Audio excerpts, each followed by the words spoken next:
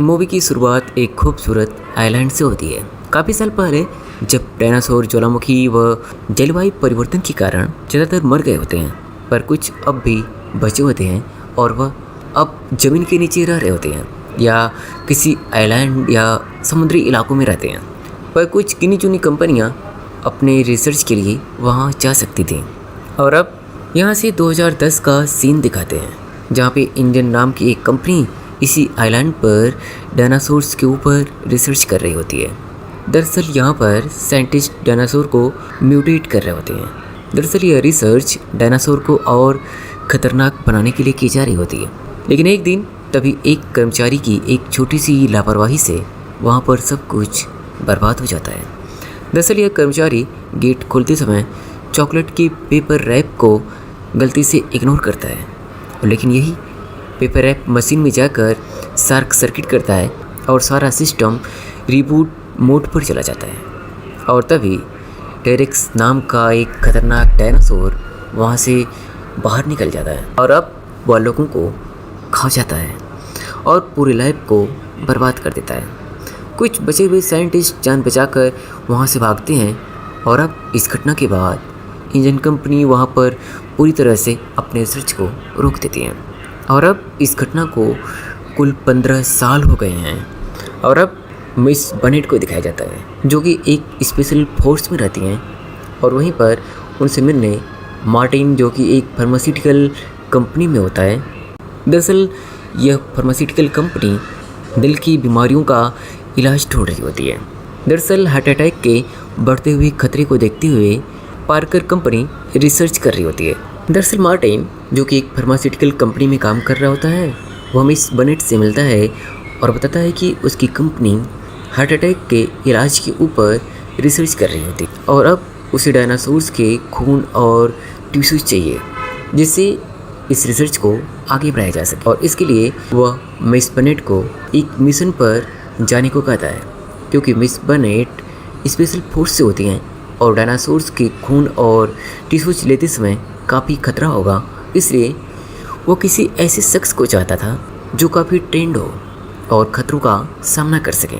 और इसके लिए वह मिस बनेट को मोटी रकम देने का वादा करता है। अब यहाँ से मार्टिन मिस बनेट को अपने साथ लेकर डॉक्टर हेनरी लुइस से मिलाता है, जो कि डायनासोर के बारे में काफ़ी जानकार होता है और उसे भी मिशन पर जाने को कहता है, क्योंकि डॉक्टर हेनरी लुइस काफ़ी जानकार होता है। दरअसल इस मिशन में 3 बड़े प्रजाति के डायनासोर्स का सैंपल चाहिए और वो भी जिंदा डायनासोर्स के टिश्यूज व खून चाहिए, क्योंकि मरने के कुछ ही समय बाद खून से ऑक्सीजन निकल जाता है और खून पीला हो जाता है। अब इस मिशन के खतरे को देखते हुए मिस बनेट अपने 2 दोस्तों को और शामिल करती है। अब यहाँ से मिशन के लिए 7 लोगों की टीम रवाना होती है। मिशन पर जाते समय अब नक्शे में देखकर उन्होंने पता लगाया कि पानी के डायनासोर इसी आइलैंड में काफ़ी ज़्यादा मिलते हैं और इसीलिए इस आइलैंड पर लोगों का आना भी मना है। और यहीं 17 साल पहले रिसर्च करने वाली इंडियन कंपनी भी आई थी और उस एक घटना के बाद सब कुछ बर्बाद हो गया होता है यहाँ। अब टीम आराम से अपने मिशन पर आगे बढ़ने लगते हैं। अब सीन चेंज होता है और दूसरी जगह इसी आइलैंड के दूसरे छोर पर एक छोटी बच्ची, उसके भाई और उसकी डैड को दिखाया जाता है, जो कि समुद्र में घूम रहे होते हैं। लेकिन तभी उनकी जहाज़ से कुछ टकराता है, कुछ ऐसा अजीब और बड़ा सा जीव, जिससे उनकी नाव हिलने लगती है और देखते ही देखते वह देखते हैं कि उनकी शिप से ढेर सारे डायनासोर्स टकराने लगते हैं और उनकी शिप डूबने लगती हैं। और अब वो पलटने के बाद इन लोगों ने मदद के लिए रेडियो फ्रीक्वेंसी भेजी, जिसे मिलने के बाद मिस बेनेट मदद के लिए वहाँ पर जाने को कहती है।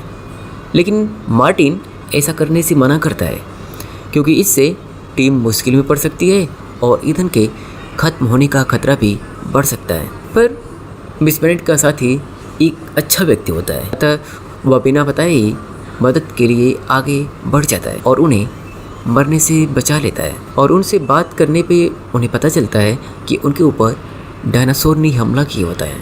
लेकिन ये सब बातचीत करते करते ही तभी उनके भी शिप से ढेर सारे डायनासोर्स टकराने लगते हैं, क्योंकि यह वही आइलैंड होता है जहाँ पर डायनासोर्स रहते हैं।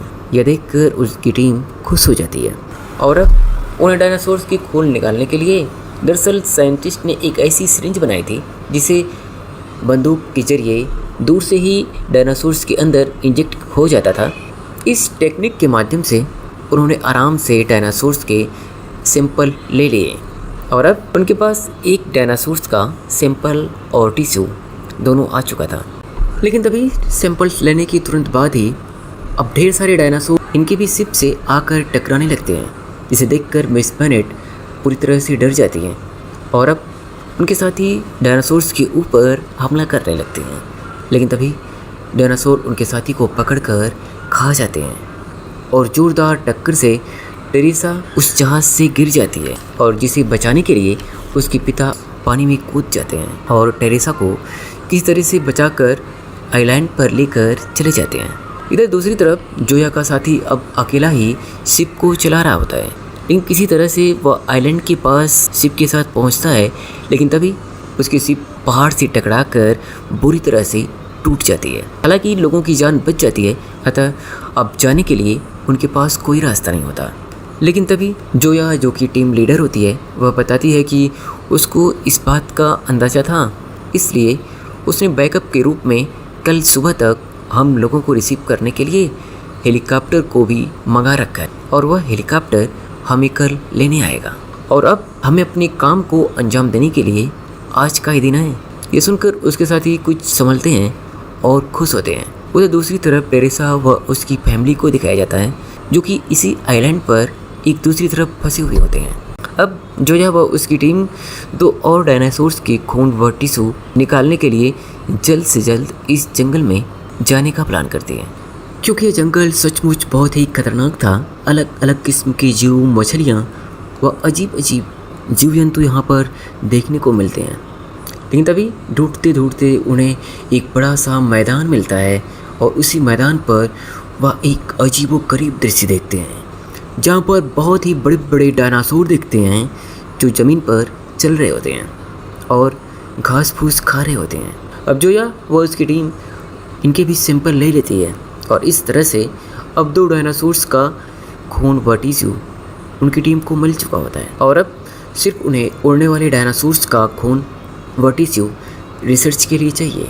लेकिन दिक्कत यह थी कि इस डायनासोर्स की प्रजाति काफ़ी खतरनाक होती है, जो कि पर्वत की कंदराओं में अंडे देते हैं और पर्वत की कंदराओं में ही यह रहते हैं।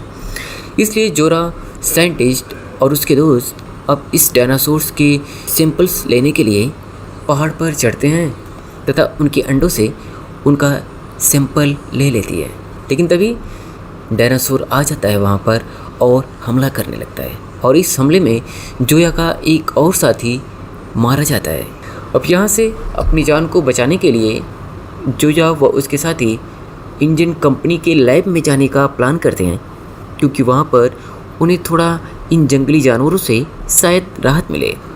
पर वहाँ जाने पर वह पाते हैं कि यहाँ पर बाहर से भी ज़्यादा खतरनाक डायनासोर्स हैं और ज़्यादा ही आक्रामक डायनासोर्स हैं, क्योंकि इसमें से कुछ डायनासोर्स ऑलरेडी पहले से ही म्यूटेंट किए गए होते हैं। अब यहाँ पर यह अपनी जान किसी तरह से बचा रहे होते हैं, लेकिन तभी मार्टिन का असली चेहरा सामने आता है और वह तीनों सैंपल को खुद ले लेता है और लोगों को मारने की धमकी देता है। लेकिन तभी टेरेक्स, जो कि शुरुआत में तबाही मचाया होता है, वह मार्टिन को आकर खा जाता है।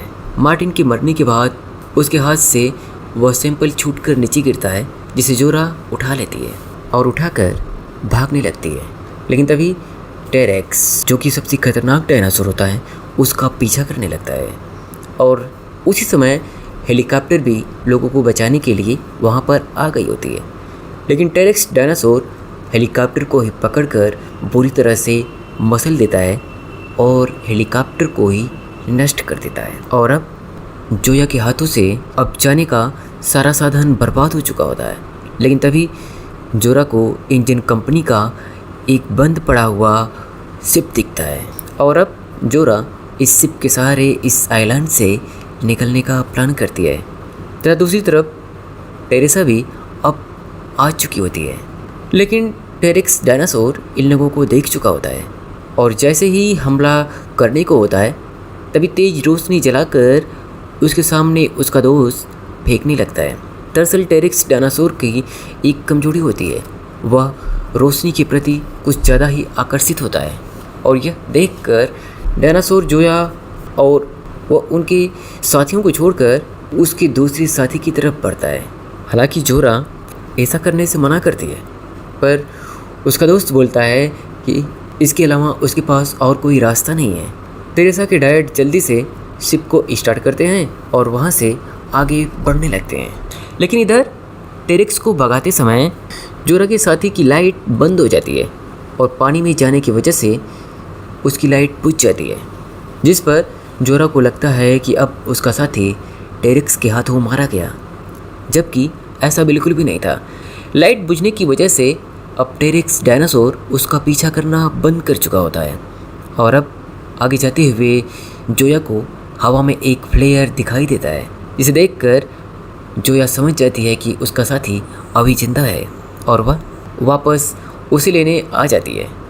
इसे देखकर सभी इस खूनी आइलैंड से बाहर निकलने की जल्दी से जल्दी कोशिश करते हैं और तभी रास्ते में डॉक्टर लुइस बताता है कि दरअसल मार्टिन सारे सैंपल्स को एक ही कंपनी को देना चाहता था, जिससे दवा पर किसी एक कंपनी का ही पूरी तरह से नियंत्रण हो और इस तरह से दवा महंगी मिलती और गरीब लोगों तक यह दवा कभी पहुंच नहीं पाती। अब लिए गए इस सैंपल्स को हम सारी कंपनियों को थोड़ा थोड़ा देंगे, जिससे सारी कंपनियां इसके ऊपर रिसर्च कर सकें और एक अच्छी दवा बना सकें, जिससे दवा गरीबों तक आसानी से पहुंच सके और दवा का प्राइस कम हो।